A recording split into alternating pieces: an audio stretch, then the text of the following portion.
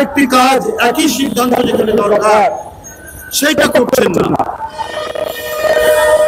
শাহরিয়ার ইসলাম তুহিন আমাদের ছোট ভাই তুল্য।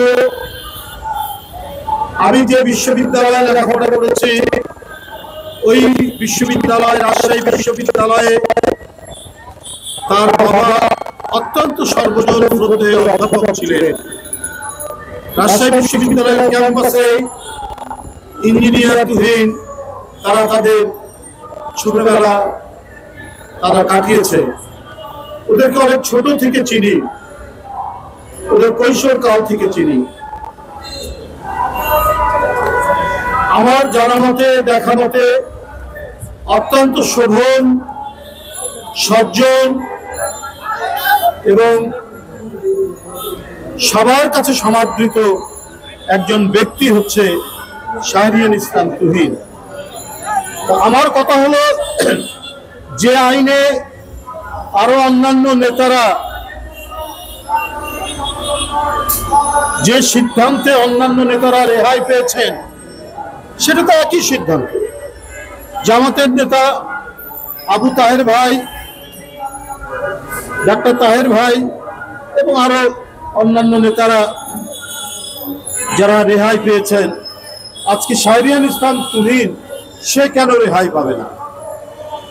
তার দুইটি মামলা, একটি ইনকাম ট্যাক্স দিয়েছে আর একটি দুদক। এটা তো জানা যায় এবং এটা অবধারিত সত্য যে এই মামলাগুলো প্রতিহিংসামূলক। এই মামলার কোনো ভিত্তি ছিল না, কিন্তু শেখ হাসিনার আন্দোলনের ফসল যে মঈনুদ্দিন ফখরুদ্দিন,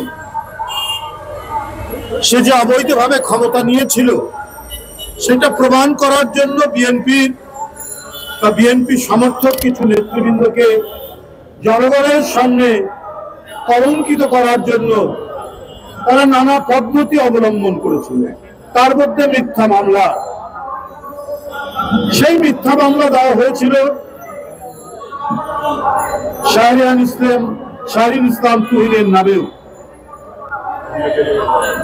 এবং যে সিদ্ধান্তের আগে অনেকেই, যাদের কারাগারে যেতে হয়নি, গ্রেপ্তার করা হয়নি, এখন তুহিনের জন্য, ইঞ্জিনিয়ার তুহিনের জন্য সেটা আটকে আছে কেন?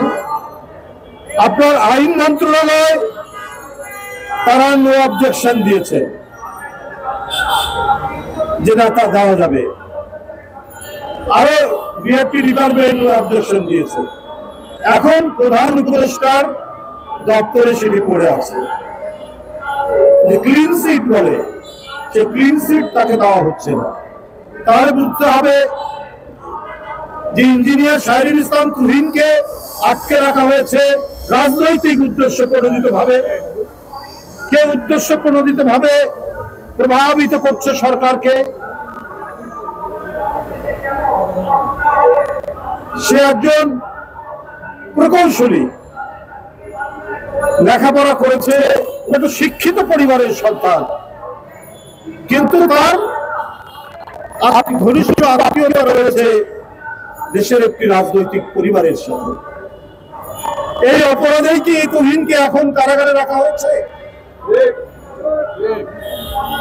তারা হয়তো অন্য কোনো কারণ নেই।